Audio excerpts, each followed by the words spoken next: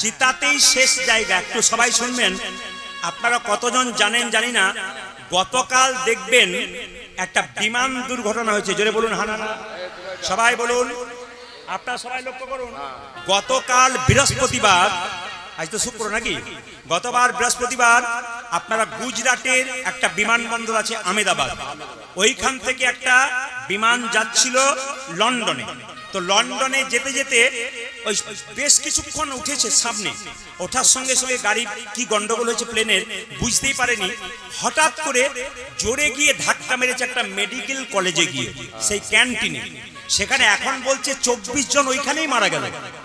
যারা খাওয়া দাওয়া করছিল সেই জায়গাটা এমন ধুলোতে ভর্তি হয়ে গেছে, সেখানে 24 জন মারা গেছে। আর প্লেনে ছিল 242 জন, 241 জন মারা গেছে, একজন কিন্তু বেঁচে আছে। ইনিকে রমেশ, যার নাম, মায়েরা সবার কাছে নিবেদন রইল, হ্যাঁ রমেশ, কি রমেশ বটে, সেই রমেশ কিন্তু বেঁচে গেছে। একটা কথা আছে না, রাখে হরি তো মারে কে। শুনলাম বা জানলাম যে প্লেনের 11A সিটটার নাম্বার ছিল তার 11A, মানে একবারে প্লেনের মানে জানলার দিকে সে বসেছিল, কোনো কারণে বেরিয়ে গেছে। আপনারা যদি দেখেন কি বিভৎস ব্যাপার ইউটিউবের মাধ্যমে, মৃতদেহগুলো যখন নিয়ে আসছে পুরে একবারে জড়ো হয়ে গেছে, কেউ আত্মীয়কে চিনতে পারছে না কোনটা আমার বাবা কোনটা আমার মা। একজন ডাক্তার বাবু তার স্ত্রী, দুটো ছেলে আর মেয়েকে নিয়ে লন্ডনে যাচ্ছিল নতুন করে সংসার করবার, মানে নতুন করে লন্ডনে একটা স্থাপিত হবার জন্য যাচ্ছিল, সবগুলোই চলে গেল। ভগবান বলছেন যে যতই তুমি যা করার চেষ্টা করো, আমি যদি ব্রেক দিয়ে দিই আর কিছু করার নেই। আবার এও শুনলে চমকে যাবেন, একজন মহিলা সাক্ষাৎকার দিচ্ছিলেন যে 10 মিনিটের জন্য ওই প্লেনটা আমার ফেল হয়ে গেছে, কি জানি গৌর গোবিন্দের কৃপায় আমি বেঁচে গেলাম। যার মৃত্যু নাই সে গিয়েও থমকে যাবে, কোনো কারণে তার প্লেন লেট হয়ে গেল, সে বেঁচে গেল, 241 জন কিন্তু মারা গেছে। আমি আপনাদের বলতে চাই, যিনি রমেশ বাবু যিনি বেঁচে আছেন, তিনি বলতে চাইছেন যে 30 সেকেন্ড প্লেনটা ওড়ার পরে কি যেন একটা বিকট আওয়াজ হলো, তারপর আমি বুঝতে পারলাম না কি হলো, একটা অদ্ভুত ব্যাপার, আমি বেরিয়ে গেলাম কি করে আমি নিজেকে খুঁজে পাচ্ছি না, তিনি বেঁচে গেলেন। তার কাছ থেকে আমরা জানতে পারবো অনেক অভিজ্ঞতা, তিনি যখন সুস্থ হবেন তার কাছ থেকে বহু জিনিস জানতে পারবো। তবে একটা কথা বলি, প্লেন দুর্ঘটনায়, বিমান দুর্ঘটনায় যারা মারা গেল তাদের পরিবারের, শোকসন্তপ্ত পরিবারের প্রতি আমাদের সমবেদনা থাকবে। তাদেরকে সান্ত্বনা দেবার কোনো বাক্য নেই। এই যদি আমার পরিবারের কি হতো, আমার যে কি অবস্থা হতো, আপনার পরিবার হলে আপনার যে কি অবস্থা হতো, যার পরিবার থেকে চলে গেছে তার যে কি অবস্থা হচ্ছে, একমাত্র সে ছাড়া কেউ জানে না। সে অনুভব করতে পারছে, অনুভব করবেন ওদের দুঃখগুলো, ওদের ব্যথাগুলো। আমরা আজকে মহাপ্রভুর এই আসরে, ভগবান শ্রীকৃষ্ণের হরিবাসরে আমরা সবাই মিলে ভগবানকে প্রার্থনা করব, যারা প্লেন দুর্ঘটনায়, বিমান দুর্ঘটনায় চলে গেলেন আমাদের ছেড়ে, তাদের সকলের আত্মার শান্তি হোক এবং গৌর গোবিন্দের কৃপায় তাদের সকলে গৌর গোবিন্দের চরণাশ্রয় হোক। আমাদের জীবনে দুটো পালা হয়, একটি আশার পালা, জোরে বলুন, আর একটা জোরে বলুন।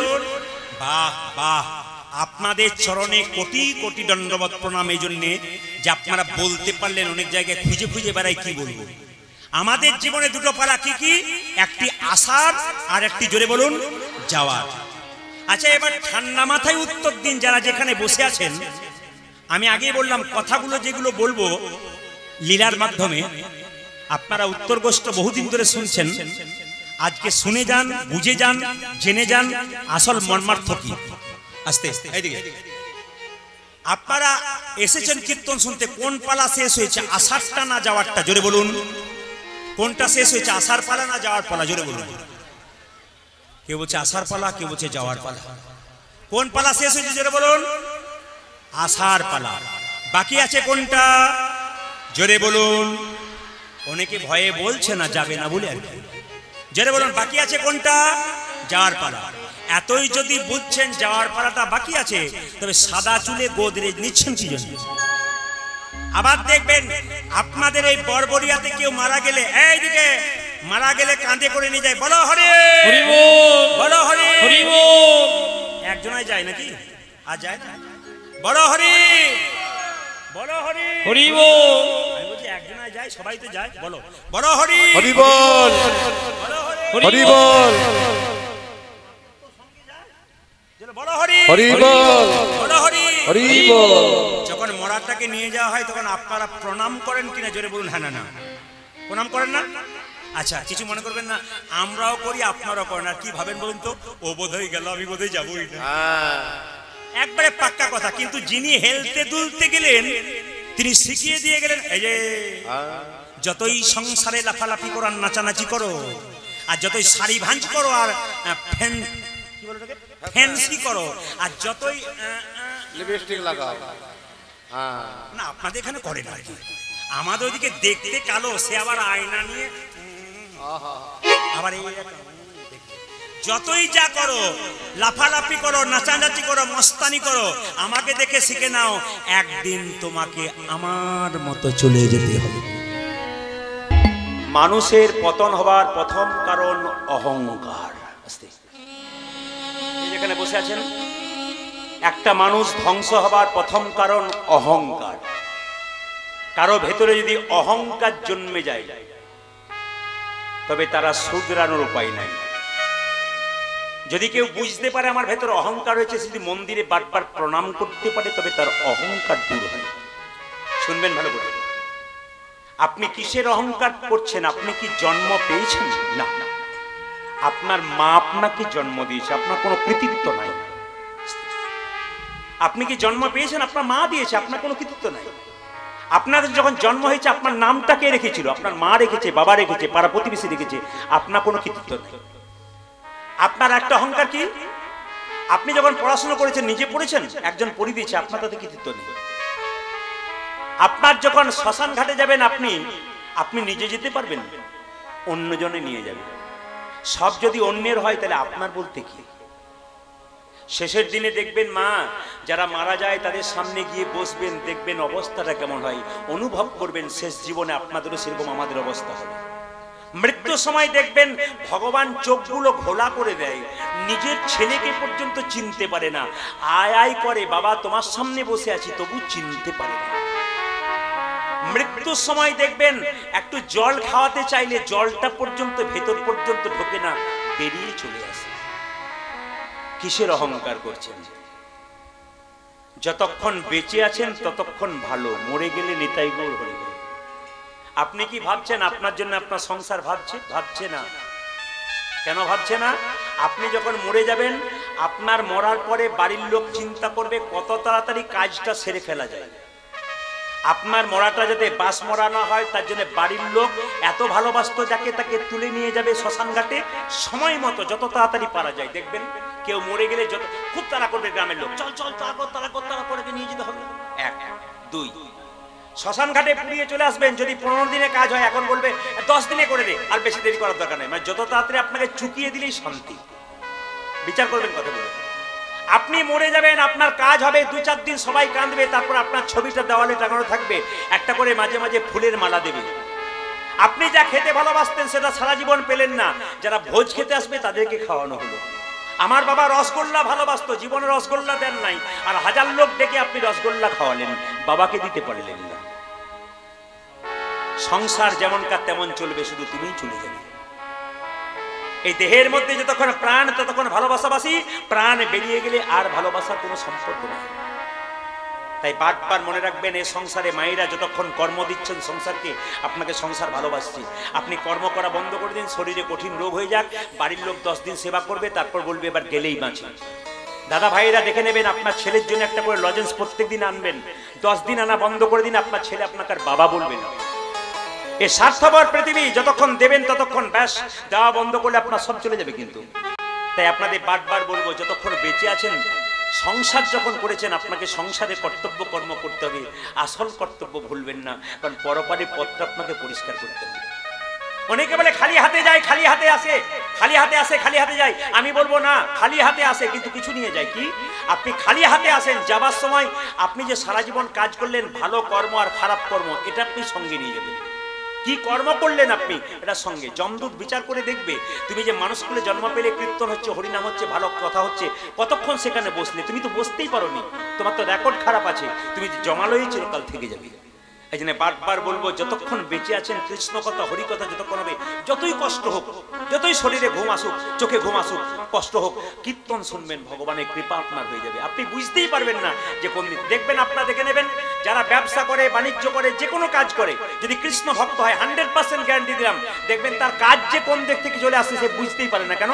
গোবিন্দে একটা কৃপা আছে, যত শুনবেন পড়ে পাবেন, কৃপা পেয়ে যাবেন আপনারা। জোরে বলুন শ্যাম সুন্দর কি, একটু জোরে বলুন মদন মোহন কি, হরিবাসর কি, সাধুগুরু বৈষ্ণব কি।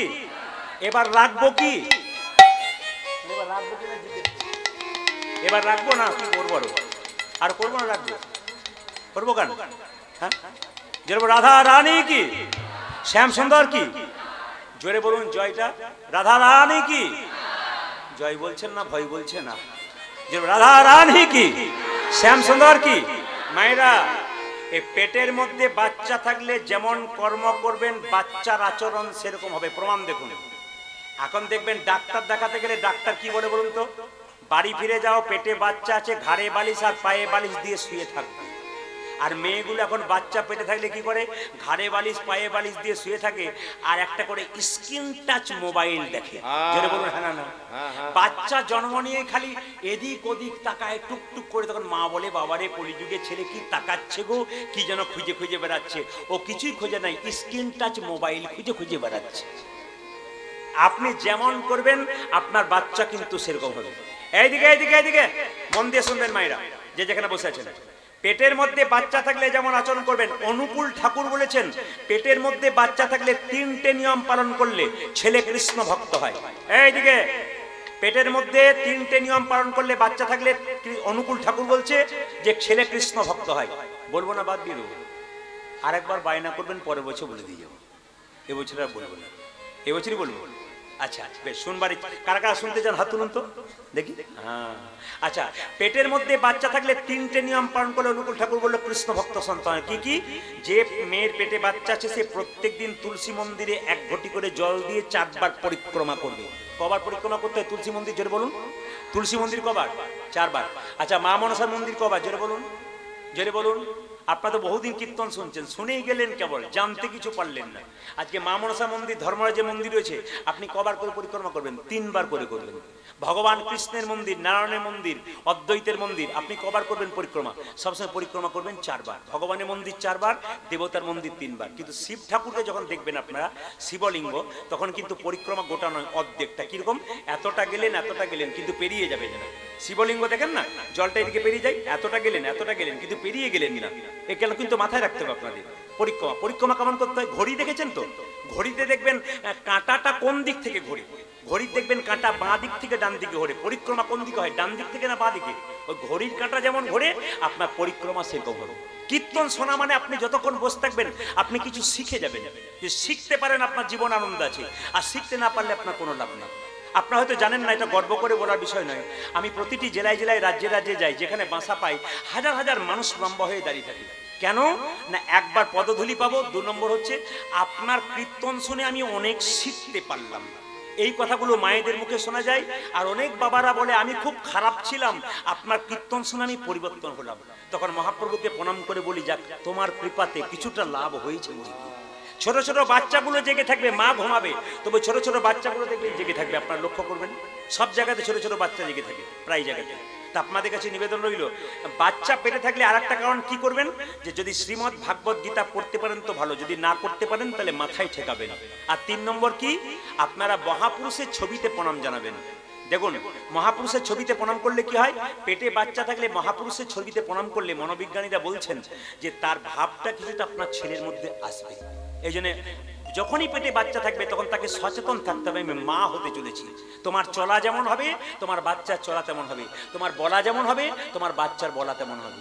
মায়ের কাছ থেকে বাচ্চা শিখবে আচার, আর বাবার কাছ থেকে শিখবে বিচার। বাবা কেমন কথা বলছে, বাবার চলা কেমন, বাবার ফেরা কেমন, বাচ্চাগুলো সব লক্ষ্য করে। রাত্রিবেলায় বাবা মোবাইল দেখছে কতক্ষণ, বাচ্চা ততক্ষণ জেগে থাকবে। আপনি যেমন আচরণ করবেন আপনার সেরকম হবে।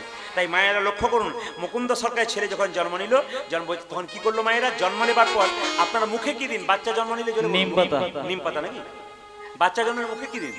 মধু দেন। কিন্তু মধু দিতে নেই, মধু কিন্তু বাচ্চা জন্মের পরে নয়। বাচ্চা কান্নাকাটি বন্ধ হয় না তাই মধু দেন। কিন্তু আপনাকে হরিনামের মধু দিতে হবে। বাচ্চা জন্ম নিয়েছে মুকুন্দ সরকারে, মধু কিনবার পয়সা নেই, কি করলো? দুই কানে শোনাইল মধুর হরিনাম, দুই কানে শোনাইল মধুর হরিনাম, দুই কানে শোনাইল মধুর হরিনাম, আজ তুই কানে শোনাইল মধুর হরিনামে শোনাল মধুর হরিনামে শোনালো, হরিনামে শোনালো, সংসারের কথা শোনার আগে হরিনামে শোনাল, সংসারের কথা শোনার আগে হরিনামে শোনালো, শোনার আগে নামময় দাও, সংসারের কথা শোনার আগে, সংসারের কথা শোনার আগে, সংসারের কথা শোনার আগে, সংসারের কথা শোনার আগে, দুই কানে শোনাইল মধুর হরিনাম, তুই কানে শোনাইল মধুর হরিনাম। সরস্বতী পুজোর দিনে ছেলে জন্ম নিয়ে আমাদের ওখানকার সব মেয়েরা বলে ইঞ্জিনিয়ার হোক, ডাক্তার হোক, মাস্টার হোক, কিন্তু মুকুন্দ সরকার বলল কি? আশীর্বাদে করো মা, আশীর্বাদে করো মা, আশীর্বাদে করো মা, কি যেন ভাগবতে পড়তে পারে, আশীর্বাদ করো মা, যেন ভাগবতে বলতে পারে, আশীর্বাদে করো মা, সংকীর্তন গাইতে পারে, আশীর্বাদে করো মা, যেন সংকীর্তন গাইতে পারে, আশীর্বাদ করো, ভাগবতী পড়তে পারে, আশীর্বাদে করো মা, যেন ভাগবতে বলতে পারে, আশীর্বাদে করো মা, সংকীর্তন গাইতে পারে, হরি হরি হরি, যেন ভাগবতে বলতে পারে, হরি হরি হরি নাম সংকীর্তন গাইতে পারে, হরি হরি হরি যেন ভাগবতে বলতে পারে, হরি হরি হরি নাম সংকীর্তন গাইতে পারে, হরি হরি হরি আজ তুই কানে শোনাইল মধুর হরিনাম, তুই কানে শোনাইল মধুর হরিনাম। এই যে রঘুনন্দন জন্ম নিল, ইনি হলেন কামদেব মদন। কামদেব মদনের 5টা বাণ ছিল, সবাইকে মারতে মারতে কৃষ্ণকে মেরেছিল। কৃষ্ণ বলল, কামদেব আমার দেওয়া বাণ তুমি আমাকে মারলে, অভিশাপ দিলাম তোমার মর্তকুলে জন্ম হোক। কামদেব মদন কেঁদে কেঁদে বলল, অভিশাপ যদি দিলে মর্তকুলে জন্ম হোক, তোমার চরণ যেন লাভ করতে পারি। তাই পদকর্তা বলেন, দেখো দেখো কামদেব মদনকে, অগো ব্রজের অনঙ্গ ধরিয়া অঙ্গ, আমার প্রাণের অঙ্গ ধরিয়া অঙ্গ, ব্রজের অনঙ্গ ধরিয়া অঙ্গ, আজি বাজের অনঙ্গ ধরিয়া অঙ্গ, গৌরে আলা গৌর সঙ্গ, আমার গৌরী আমার গৌর সঙ্গ, গৌরে আলা গৌর সঙ্গ, আজি গৌরী যাবল গৌর সঙ্গ, ভগবতী ভূষণ ভগবতবে, আমার ভগবতী ভূষণ ভগবতবে, ভূষণ ভগবতবে, আজ ভগবতী ভূষণ ভগবতবে, রাই মহিলা আপন দে, আমার লাই মগিরা আপনাবে, নূপুর রাতুল সনাতন করোনা তুলপায়, সোনার নূপুর রাতুল সোনার নূপুর রাতুল পায়, শরণ লই মুক্তাই, আমার সে কোনে শরণ লইল তাই, আমার শরণ লই মুক্তাই, শেখর প্রধান লইল শরণ নিলাম, আমরা শরণ নিলাম, শরণ নিলাম, রঘুনন্দনে শ্রী চরণে শরণ নিলাম, ভক্ত রঘুনন্দ শ্রীচরণে শরণ নিলাম, রঘুনন্দনে শ্রী চরণে হরি হরি হরি, ভক্ত রঘুনন্দ শ্রীচরণে হরি হরি হরি বলে, রঘুনন্দ শ্রীচরণে হরি হরি হরি ভক্ত রঘুনন্দ শ্রীচরণে হরি হরি হরি হরি রঘুনন্দ শ্রীচরণে, একবার জোরে বলুন, ভক্ত রঘুনন্দন কি। বাহ, খুব সুন্দর পরিবেশ আপনাদের, ধরমপুরকে সম্মান জানাই। তবে আমাকে বায়না করতে গিয়ে দু একজন বলেছিল, দাদা আমাদের গ্রামে গৌর মণ্ডলীতে দেখবেন প্রচুর লোক হয়, আর কীর্তনে খালি যায় আর আসে। আমি কিছু মনে করবেন না, মায়ের ইচ্ছাতে মহাপ্রভু আশীর্বাদে আমি যতক্ষণ থাকবো সবাইকে রাখার চেষ্টা করব, ভালো ভালো কথা বলে, ভালো ভালো তত্ত্ব কথা বলে, সুন্দর লীলার মাধ্যমে। একটু আপনাদের বলে যাই, যে যেখানে বসে আছেন মায়েরা, খুব সুন্দর করে কয়েকটি কথা শুনবেন। যে যেখানে এখানে কীর্তন শুনতে এসছেন, ও আমরা আনন্দ করে চলে গেল, বলে আমার আশার দরকার নেই। ছেলের নাম ভগবানের সঙ্গে রাখবেন, আপনার লাভ আছে। ছোট্ট রঘুনন্দন বড় হয়ে গেল মা, আর বড় হয়ে কি গাইতে লাগলো, সবাই মিলে হাত তালি দিয়ে গান, কৃষ্ণ কেশব কেশব কৃষ্ণ কেশব কেশব শোধা মাখা এই নাম, এই না আজ কৃষ্ণ কেশব কৃষ্ণ মাধব শোধম ভজে ন হরে ন মধুমখ এই ন কৃষ্ণ কেশব কৃষ্ণ কেশব শোধা মাখা এই নাম, হরি নাম মধু মাখা এই নাম নাম নাম কৃষ্ণ কেশব কৃষ্ণ কেশব সুদামাতা এই নাম হরিনাম মধুমাতা এই নাম জপ আপনারে এই নাম জপ হলো যপন রে নাম জপ হলো আপনারে এই হরি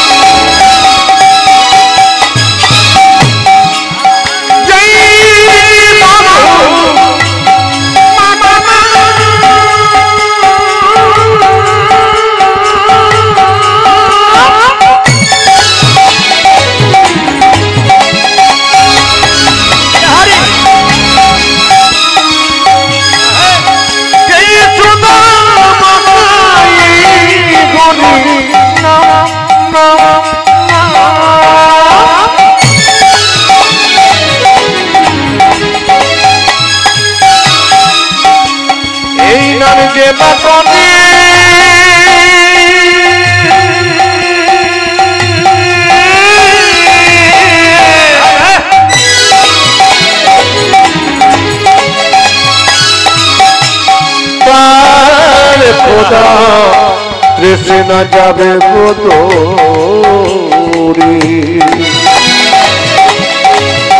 এই মধুমাখা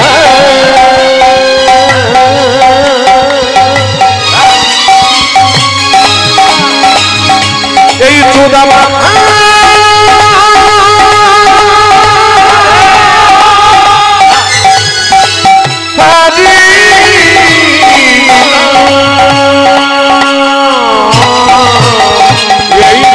জপ বড় যাপনাতে এই নাম জপ হলো যপন রে তুরে যাবে কৃষ্ণ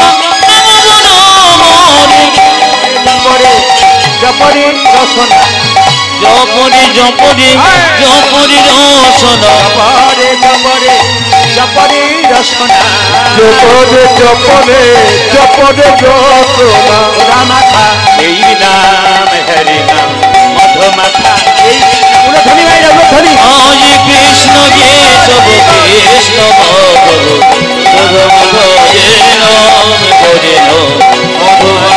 এই নাম নাম নাম জপনা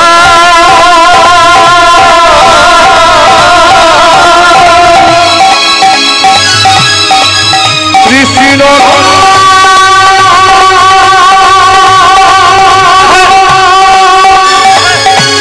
এই হরে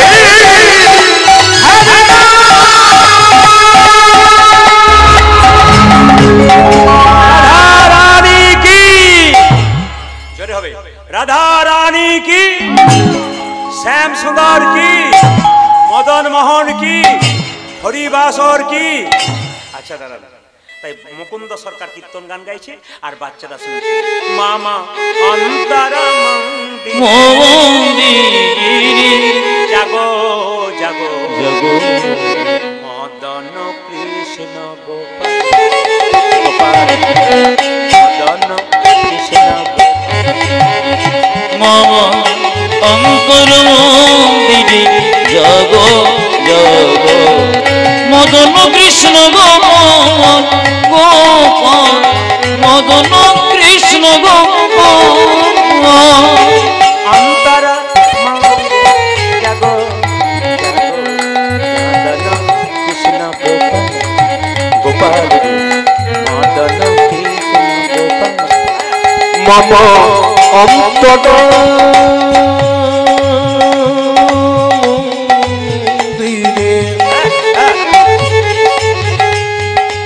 জাগো জাগো মদন কৃষ্ণ গোপাল গোপাল মদন কৃষ্ণ গোপাল লোয়ে রাধা বামে এসো ব্রজ ধামে লুয়ে রাধামে এসো ব্রজ ধামে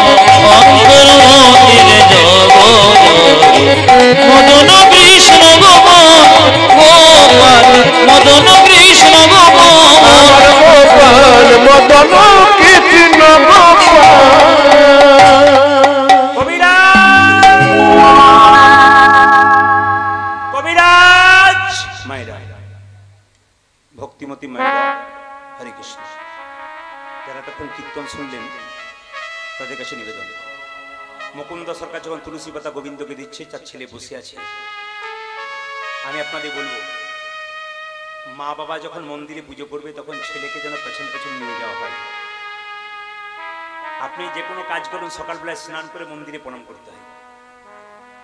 যে কোনো কাজ করবেন আপনি সকালবেলায় মন্দিরে প্রণাম করবেন, বাচ্চাটাকে নিয়ে যাবেন, আয় আমার সঙ্গে বস। বাবা যদি মন্দিরে স্নান করে প্রণাম করতে যায়, তুলসী গাছে জল ঢালে, বাচ্চাটাকে ডেকে বলে তুই আয় এক ঘটি জল নেয় আমার সঙ্গে ঢেলে দে। আপনি শেখাবেন। যে যেখানে বসে আছেন, মুকুন্দ সরকারকে একটা বাচ্চা ছেলে রাখছে পাশে গ্রামে, কবিরাজ আমার বাবার খুব পেটে যন্ত্রণা, একবার দেখবে চলো। তোর বাবার কি হয়েছে রে? আমার বাবার পেটে যন্ত্রণা, আমার বাবা মরে যাবে, তুমি না গেলে। মুকুন্দ সরকার বলল, দাঁড়া, আমি তো কোনো কবিরাজ, আমি তো কোনো ব্রাহ্মণ রাখিনি পুজো করবার জন্য, আমার ছেলে রঘুকে একবার পুজো করাবো। এই রঘু, রঘু আজকে মন্দিরে তুই পুজো কর। বাবা আমি পুজো করবো কি করে? বলছে আমি তো মন্ত্র জানি না। দেখুন বাচ্চারা সব শুনবেন মন্দির। বাচ্চার বয়স কত বললাম? 5 বছর। রঘুনন্দনী 5 বছরের বাচ্চা বলছে বাবা আমি তো মন্ত্র জানি না। বাবা বলল মন্ত্র জানতে হয় না পুজো করতে গেলে। মন্ত্র মন্ত্র মন্ত্র, শুদ্ধ মন যদি থাকে তাহলে আবার মন্ত্রের কি দরকার? শুদ্ধ মন যার নাই, হাজার হাজার মন্ত্র বলবেন, তার পূজা করার কোনো লাভ নেই। এই জন্য বলছে মন্ত্র মন্ত্র, শুদ্ধ মন যার আছে তার মন্ত্রের কি দরকার আছে? পাশের গ্রামে ছোট্ট ছেলেটাকে যখন চিকিৎসা করতে গেল তার বাবাকে, মায়ের কাছ থেকে নাড়ু এনে রঘুনন্দন পুজো করছে মন্দিরে। সবাই মাথায় কাপড়টা নিন, একবার বাবু হয়ে বসুন। সবাই সবাই দাদা ভাইয়েরা যারা বসে আছেন আপনারা একটু করজোরে বসবেন। অনুরোধ রাখবো আপনাদের কাছে, যদি মাথায় রুমাল তোয়ালে থাকে তাহলে নেবেন, না থাকলে মাথায় একটু হাত দিয়ে প্রভুকে একটু স্মরণ করে চুপচাপ দেখুন, এই জায়গাটা দর্শন করুন। বয়সটা কত বললাম মায়েরা? বাচ্চাটা যেটা বলুন 5 বছর। আপনাদের বয়সগুলো হিসাব করুন, 5 বছরের বাচ্চা কিভাবে গোপীনাথকে পুজো করছে দেখুন। মন্দিরে গিয়ে বলছে ওগো গোপীনাথ। 5 বছরের বাচ্চা কেঁদে কেঁদে বলে ওগো গোপীনাথ, বাবা তোমাকে কি সুন্দর মন্ত্র বলে, কিন্তু আমি তো মন্ত্র জানি না, কিভাবে তোমার পুজো করব। তবে বাবা বলেছে শুদ্ধ মন যার আছে তার মন্ত্রের কোনো দরকার। ছোট্ট রঘুনন্দন মন্দিরে গেছে, মনে মনে ভাবছে বাবা তো তোমাকে চন্দন দিয়ে সাজিয়ে দেয়, বাবা তোমাকে গঙ্গা জলে দিয়ে তোমার চরণ ধুইয়ে দেয়, তোমার চরণ ধুইয়ে দেয়।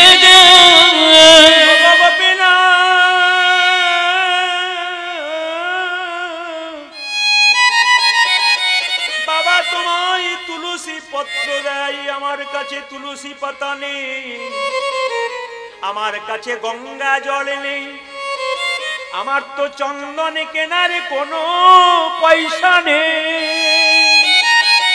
ছোট্ট রঘুনন্দন যখন এভাবে কাঁদছে, রঘুনন্দন কেঁদে কেঁদে বলে, ওগো গোপীনাথ, শুনুন শিক্ষাগুলো শুনুন, যদি কারো চন্দন কেনার পয়সা না থাকে তবে ভক্তি চন্দন গোবিন্দের চরণে দাও। কত সুন্দর শিক্ষা দিয়েছে কীর্তনের মাধ্যমে। দেখুন আজ আপনারা আসছেন আবার বসছেন, কেউ উঠে যাচ্ছেন না। এই রেকর্ডটা শুধুমাত্র কোনো জায়গাতে বাদ নয়, সব জায়গাতে আছে। যে একবার আসে সে বসলে আর সহজে ওঠে না, কেন? পটপট পটপট কিছু পেয়ে যায়। একটু শিখে নিন। কেঁদে কেঁদে বলছে, ওগো গোপীনাথ, বাবা তোমাকে চন্দন দেয়, আমার চন্দন কেনার পয়সা নেই, আমার কাছে তুলসী পাতা নেই, গঙ্গা জল নেই, আমি তোমায় দেব কি? তবে সাধুগুরু বৈষ্ণবের মুখে শুনেছি চন্দন কেনার পয়সা নাই বা রইল, যদি কেউ ভক্তি চন্দন গোবিন্দের চরণে দিতে পারে। ভক্তি যার নাই ভগবান তার নয়, যার ভক্তি আছে তার ভগবান। চোখে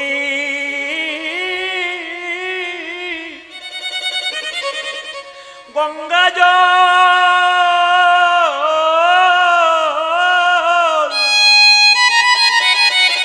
গঙ্গা জলে যদি কারো কাছে না থাকে তবে সে যদি একবার নয়নের জল দিয়ে গোবিন্দের চরণ সেবা করে, ভগবান কীর্তন কেমন জিনিস দেখুন।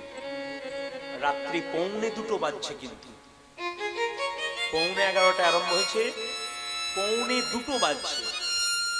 আপনারা রাত্রির দিকে তাকাচ্ছেন না, আমি দেখতে পাচ্ছি আপনারা রাত্রির দিকে তাকাচ্ছেন না, আপনারা ভক্তির দিকে তাকাচ্ছেন।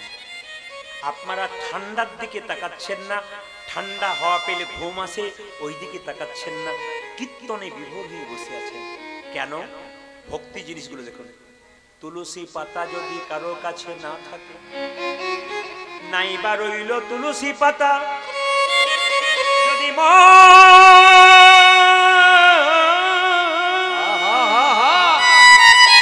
যদি কেউ তার মন তুলসী গোবিন্দের চরণে দিতে পারে, গোবিন্দের চরণে দিতে পারে, তবে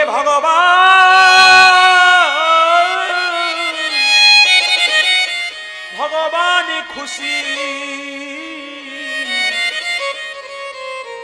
হয়ে যায়। মায়েরা, বৃন্দাবনে একটা জায়গাতে যদি আপনারা যান, শুনলে চমকে যাবেন। ওই পাশে মথুরা, এই পাশে বৃন্দাবন। যমুনা নদী পার হয়ে একটা গাভী প্রতিদিন সকালবেলায় কৃষ্ণকে প্রণাম করতে আসে, আবার প্রণাম করে নদী পেরিয়ে চলে যায়। একটা গাভী যদি ভগবানের প্রতি এত ভক্তি রাখতে পারে, আমরা মানুষ হয়ে রাখতে পারবো না? বৃন্দাবনে দেখবেন একটা গাভী নদী পার হয়ে প্রতিদিন সকালবেলায় ভগবানের মন্দিরে এসে প্রণাম করে, আবার প্রণাম করে টুক করে নদী পেরিয়ে চলে যায়। কি ভক্তি!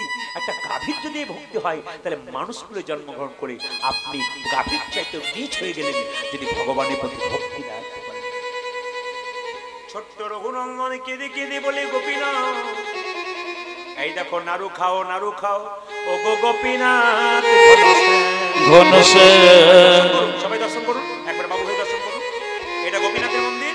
ছোট রঘু বলছে, ও গো গোপীনাথ ঘনশ্যাম, ও গো গোপীনাথ গোপীনাথ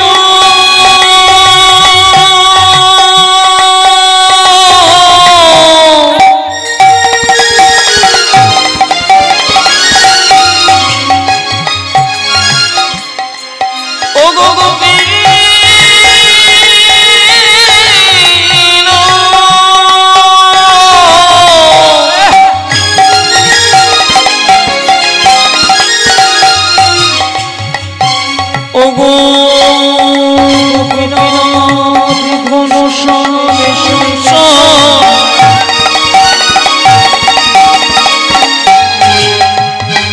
গোপীনাথ ঘন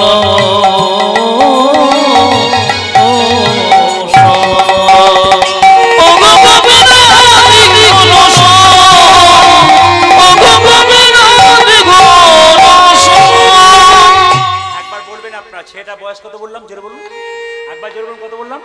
5 বছর। 5 বছরের বাচ্চাটি মন্দিরে ঢুকেছে। গোপীনাথ তুমি নাড়ু খাবে না?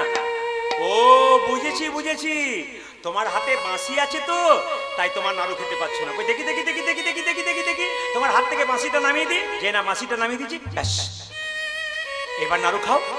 ও বুঝতে পেরেছি তোমার লজ্জা করছে গো, আমি দরজাটা বন্ধ করে দিই, দরজাটা হাঁ করে খোলা আছে। এই দেখো দরজাটা বন্ধ করে দিলাম, এবার নাড়ু খাও। মায়েরা পাথরের গোপীনাথকে বারবার অভিনন্দন করছে, গোপীনাথ নাড়ু খাও নাড়ু খাও। কিন্তু পাথরের গোপীনাথ যখন নাড়ু খাচ্ছে না তখন জোর করে ছোট্ট রঘুনন্দন গোপীনাথের পায়ে মাথা ঢুকছে। গোপীনাথ রক্ত আর চোখের জলে মন্দিরে ভেসে যাচ্ছে।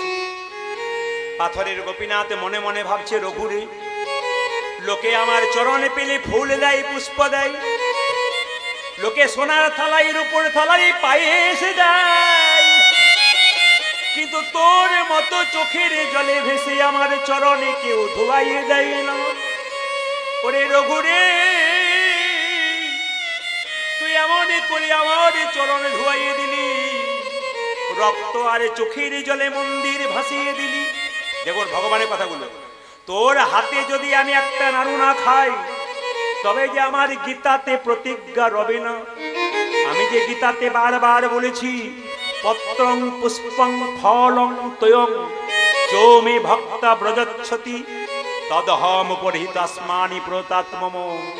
ভগবান নিজের মুখে বলছে, কেউ যদি আমায় ফুল দেয় আমি খুশি হই, ফুল না পেয়ে যদি পাতা দেয় আমি খুশি হই, পাতা না পেয়ে কেউ যদি জল দেয় আমি তাতেও খুশি হই।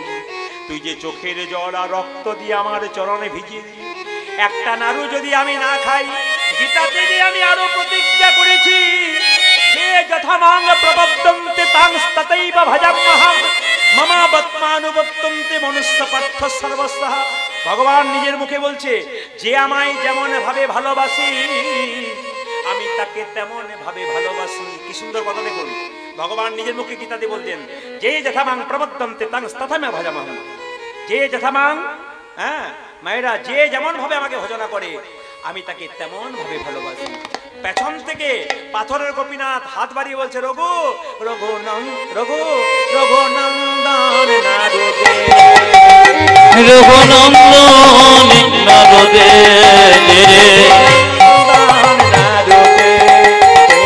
রঘুনন্দন নারদে গোপীনাথ নারু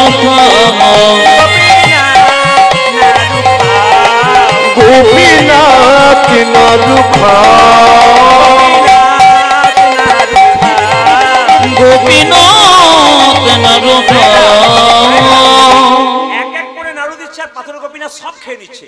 রঘুনন্দন বলছে, হ্যাঁ গো তুমি তো বাবার হাতে এত নাড়ু খাও না, আমার হাতে এত নাড়ু খাচ্ছ কেন? মায়েরা সবাই শুনবেন, ওগো গোপীনাথ তুমি তো বাবার হাতে এত নাড়ু খাও না, আমার হাতে এত নাড়ু খাচ্ছ কেন?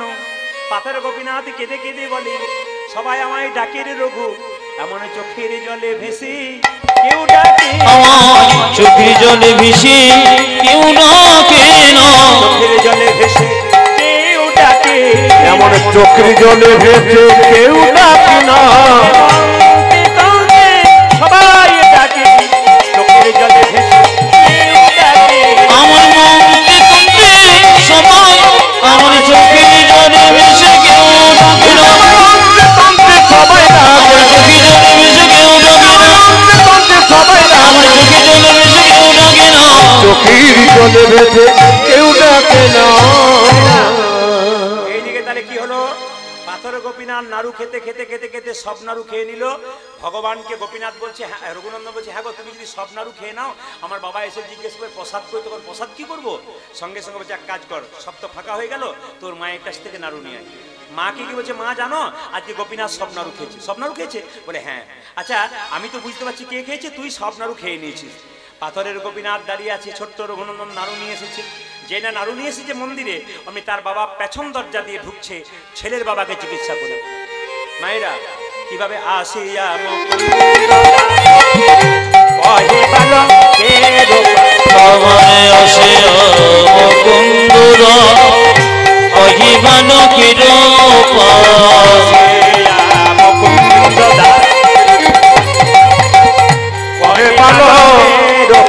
আরে আসিয়া মুকুন্দ দাস কহে বালকের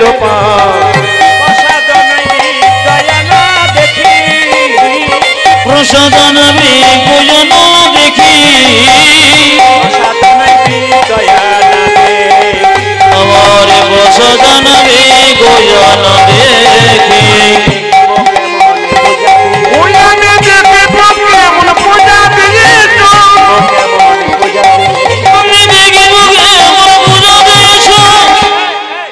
সেই সকালবেলা একটা ছেলের বাবাকে চিকিৎসা করতে গেলাম, তোকে পুজো করার দায়িত্ব, আর তুই পুজো করিসনি? বাবা, রঘু বলছে, বাবা 5 বছর রঘু বাবাকে বোঝাচ্ছে, বাবা আজকে জানো গোপীনাথ সব নাড়ু খেয়ে নিয়েছে। বাবা বলছে, শোন, মিথ্যা কথা বলবার জায়গা পাসনি, গোপীনাথ কখনো নাড়ু খায়? ছেলে বলছে, বাবা তুমি তো বললে ভক্ত প্রহ্লাদ হাতে খেয়েছে, ধুবের হাতে খেয়েছে, তোমার আমার হাতে খাবে না কেন? তোর হাতে খেয়েছে? বলে হ্যাঁ খেয়েছে। দেখাতে পারবি? বলে হ্যাঁ দেখাতে পারবো। দেখাতে পারলে ভালো, আর না পারলে তোর একদিন কি আমার একদিন। ছোট্ট রঘুনন্দন মন্দিরে ঢুকেছে, মায়েরা সবাই তাকান, মন্দিরে ঢুকেছে, বাবা দরজা বন্ধ করে বাইরে দাঁড়িয়ে আছে। রঘুনন্দন কেঁদে কেঁদে বলছে, ওগো গোপীনাথ তুমি নাড়ু খাও, এতক্ষণ আগে এত নাড়ু খেলে, এখন যদি একটা নাড়ু তুমি না খাও, বাবা আমাকে কলঙ্ক দেবে। তাই যেই না বলছে গোপীনাথ নাড়ু খাও নাড়ু খাও, পাথর গোপীনাথ যখন নাড়ু খাচ্ছে না, ও তুমি নাড়ু খাবে না, বাবার কাছে মিথ্যেবাদী প্রমাণ করবে, দাঁড়াও আমি দেখাচ্ছি মজা। এই বলে গলায় উর্নিটাকে নিয়ে যে না ফাঁস দিয়ে আত্মহত্যা করতে গেছে। পাথরের গোপীনাথ মনে মনে ভাবছে, রঘুরি আমার মন্দিরে কেউ যদি আত্মহত্যা করে তবে আমাকে ভক্তের ভগবান বলবে না।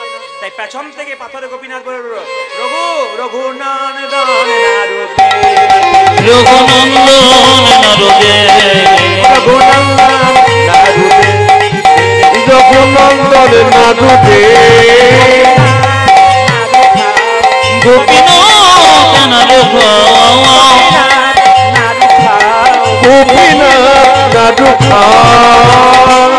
কথা বলেছে, বাবা দরজাটা জোর করে দেখি দেখি দেখি, ও মা, যেই না বাবা দরজাটা খুলেছে, গোপীনাথের হাতে অর্ধেকটা পাথরের নাড়ু হয়ে গেছে।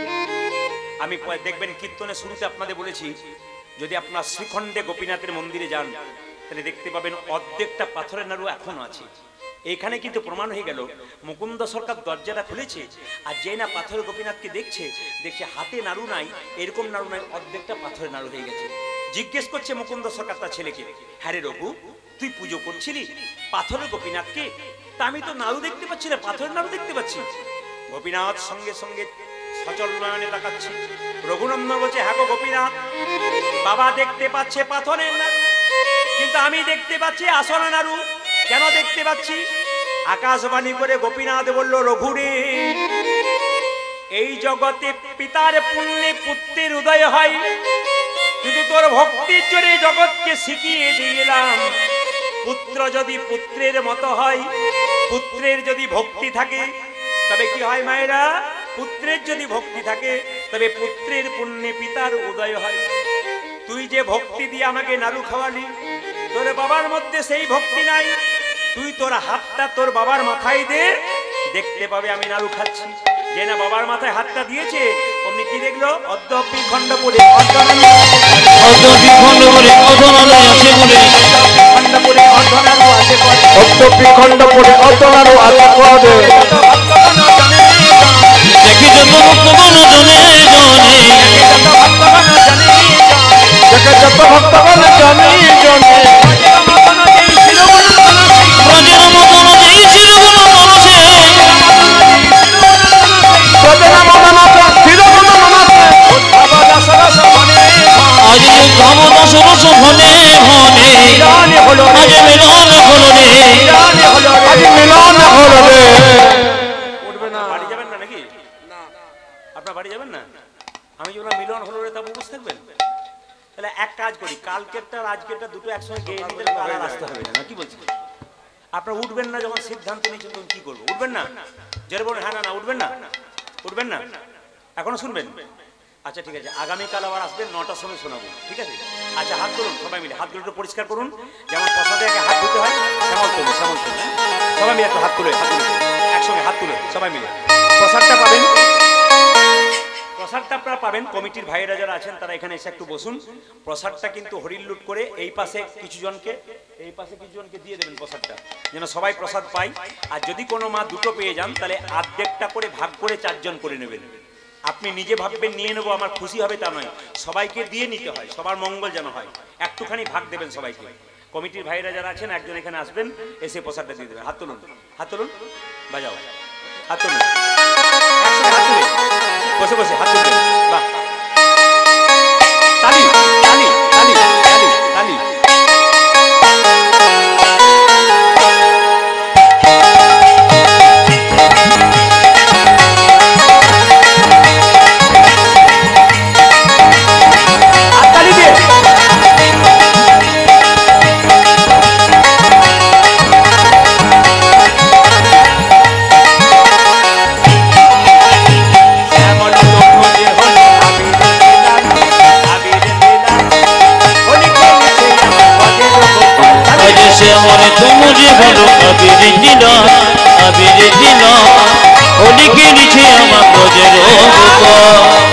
আবার আগে যেমন হাত ধুতে হয়, প্রসাদ নেবার আগে হাত তালি দিয়ে হাতটা ধুন, হাত তালি দিলে কাজ হবে, কারণ হাত পরিষ্কার হয়ে যাবে।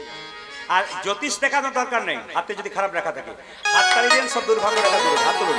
শ্যামল তনু যে হলো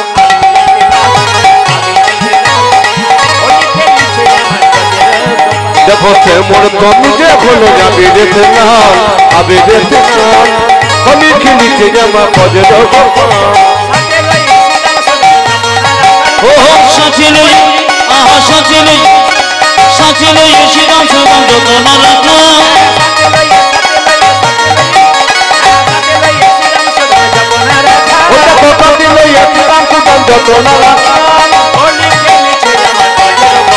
আজ শ্যামল তনু যে হলো যাবে রেতে লাল, আবে রেতে লাল, হোলি খেলিছে আমার ব্রজের